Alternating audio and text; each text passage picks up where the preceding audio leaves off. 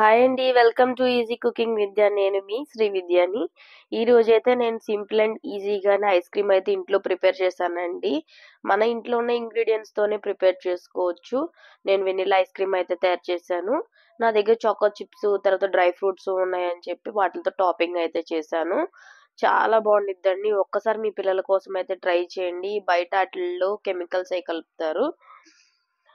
ఒక full milk అర litre అనేది తీసుకున్నానండి. Full cream milk. దాన్ని చక్కగా బాగా స్టెర్ల్ అవ్వనివ్వాలి. బాగా కాగాలి పాలు. ఎంత బాగా కాగితే అంత టేస్ట్ వచ్చిద్ది. వీటిని బాగా కాగిన తర్వాత కస్టర్డ్ పౌడర్ ఉండిద్ది కదా! నేను వెనిల్లా కస్టర్డ్ పౌడర్ అయితే తెప్పించాను. దాన్ని ఒక 2 టేబుల్ స్పూన్స్ వరకు ఏసి అందులో వాటర్ మిక్స్ చేసి ఇలా స్టెరిల్ అయ్యే మిల్క్‌లో యాడ్ చేయాలి. థిక్ కన్సిస్టెన్సీ వచ్చేంత వరకు తిప్పుకోవాలి. మీకు అర్థమవుద్ది థిక్ అయిపోతుందని చెప్పి. కొంచెం బాగా తిప్పుకుంటానే చేయాలండి. ఉండలు కట్టకూడదు ఐస్ క్రీమ్‌కి. మనం ఎంత చేస్తే ఐస్ క్రీమ్ అంత ఫ్లఫీగా వస్తది. అంత టేస్టీగా గూడా ఉండిద్ది. చక్కగా దీనికి మనం ఇంట్లో ఉన్న ఇంగ్రీడియెంట్స్తోనే వాడుకోవచ్చండి. నేను షుగర్‌ని ఒక హాఫ్ కప్ అయితే పౌడర్‌లా చేశాను. ఆ హాఫ్ కప్ పౌడర్‌ను కూడా ఇందులో యాడ్ చేసేసి అది మిక్స్ అయ్యేంత వరకు కొంచెం సేపు తిప్పుకొని దీన్ని కొంచెం సేపు చల్లారాలంటే ఫాస్ట్‌గా నేనైతే ఫ్రిడ్జ్‌లో పెట్టాను. మీరు కొంచెంసేపు బయట ఉంచుకొని తర్వాత ఫ్రిడ్జ్‌లో పెట్టుకున్నా పర్వాలేదు. కాకపోతే థిక్కీ కన్సిస్టెన్సీ వచ్చేంత వరకయితే దీని మిల్క్‌ని కలుపుకుంటానే ఉండాలి. షుగర్ ఇందులో మెల్ట్ అవ్వాలండి చక్కగా. నేను క్యారమిల్ అయితే ఇంట్లోనే ప్రిపేర్ చేస్తున్నా. మీ దగ్గర క్యారమిల్ సిరప్ ఉంటే ఇది మీరు చేసుకోక్కర్లేదు. ఒక 2 టేబుల్ స్పూన్ షుగర్ వేసి, కొంచెం వాటర్ యాడ్ చేసి, ఇది జిగురు పాకం పట్టిద్ది గదండీ! అలాగా క్యారమిల్‌లా తయారయ్యేంత వరకు తిప్పుకుంటా ఉండాలి.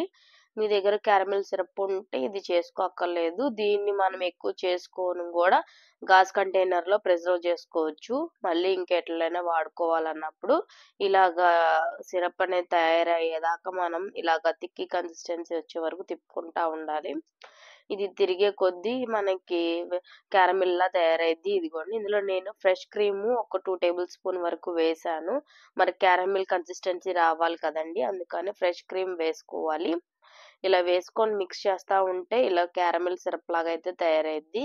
ఇది మనం ఇంట్లో ప్రిపేర్ చేసుకుంటేనే బావుండిద్ది. ప్రిజర్వేటివ్స్ లేకుండా ఉండిద్దండి. అదే మనం బయట నుంచి తెచ్చుకుంటే వాళ్ళు మరి నిల్వ ఉండడం కోసం ప్రిజర్వేటివ్స్ వాడతారు. ఇది కూల్ అవ్వడానికి పక్కన పెట్టేసుకొని ఫ్రెష్ క్రీమ్ అయితే నేను ఒక 100 గ్రామ్స్ అయితే వేస్తున్నాను. ఇది విప్పింగ్ క్రీమ్ నా దగ్గర ఇక్కడ అవైలబుల్ లేదండి. దొరకలేదు. అందుకే ఫ్రెష్ క్రీమ్ తెప్పించాను. ఇంక మీ దగ్గర బీటర్ ఉన్నా పర్వాలేదు. లేతే హ్యాండ్ మేకర్ ఉన్నా గానీ పర్వాలేదు. దేనితో అయినా ఇలా ఫ్లఫీగా వచ్చేంత వరకు బీట్ చేసుకోవాలి. బీట్ చేసుకున్న తర్వాత మనం ఫ్రిడ్జ్‌లో పెట్టాం గదండీ! మిల్క్ ఏసి కస్టర్డ్ పౌడర్ చేసింది. అది ఫ్రిడ్జ్‌లో నుంచి తీసి వెనిల్లా ఎసెన్స్ ఏసాను. ఒక 2 టేబుల్ స్పూన్ వరకు వేసి దాన్ని బీట్ చేయాలండి. ఎంత బీట్ చేస్తే అంత ఫ్లఫీగా వస్తది ఐస్ క్రీమ్ అయితే. బాగా బీటింగ్ అవ్వాలి. తర్వాత మనం ఫ్రెష్ క్రీమ్‌ని కూడా ఇందులో యాడ్ చేసేసుకోవాలి. యాడ్ చేసేసుకొని దీన్ని గూడా మొత్తం మిక్స్ అయ్యేంత వరకు మిక్స్ చేసుకోవాలి. మనం మిక్సింగ్‌లోనే ఉండిద్దండి ఐస్ క్రీమ్ అనేది. అసలు చాలా వచ్చిందండి ఐస్ క్రీమ్ అయితే. ఒక్కసారి ట్రై చేయండి. ఇప్పుడు సమ్మర్ ఎళ్ళిపోయింది గాబట్టి, ఇప్పుడు వానలు పడకపోతే పెట్టండి ఐస్ క్రీము పిల్లలకి. లేకపోతే సమ్మర్ వచ్చినప్పుడైతే ఈ రెసిపీ ట్రై చేయండి. ఎలా వచ్చిందో నాకైతే కామెంట్ చేయండి. ఇలా మిక్స్ అయిపోయిన తర్వాత నేను స్టీల్ బౌల్ తీసుకున్నాను ప్లాస్టిక్ వద్దని. ఈ ఈ కన్సిస్టెన్సీ వచ్చింది మనకి ఐస్ క్రీమ్ కన్సిస్టెన్సీ. ఇందులో స్టీల్ దాంట్లో వేసేసి క్యారమిల్ తయారు చేసాం కదా! దాన్ని అలా టాపింగ్ చేస్తా చక్కగా చేసుకోవాలండి. మిడిల్‌లో బటర్ స్కాచ్ క్యారమిల్స్ ఏమన్నా ఉంటే అయి కూడా వేసుకోవచ్చు. నేను చాక్లెట్ చిప్స్ ఉంటాయి కదా! అవి వేశాను. మళ్ళీ ఈ కన్సిస్టెన్సీని ఇందులో కూడా యాడ్ చేసుకొని అలా టాపింగ్ చేసుకుంటే యాడ్ చేసుకోవడమేనండి అంతే.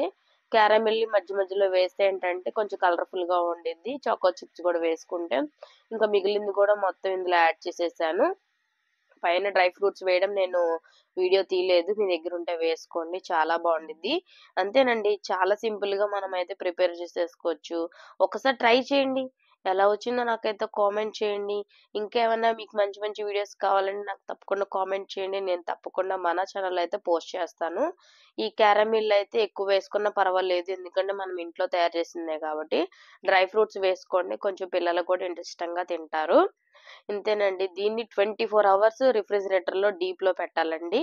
ఎంత రిఫ్రిజిరేటర్‌లో ఉంటే అంత బాగా బావుండిద్ది. ఇలా రావాలండి గట్టిగా. అంతేనండి. తర్వాత సర్వ్ చేసుకొని మిడిల్‌లోది ఇంకా కూల్ అవ్వలేదు చూసారా?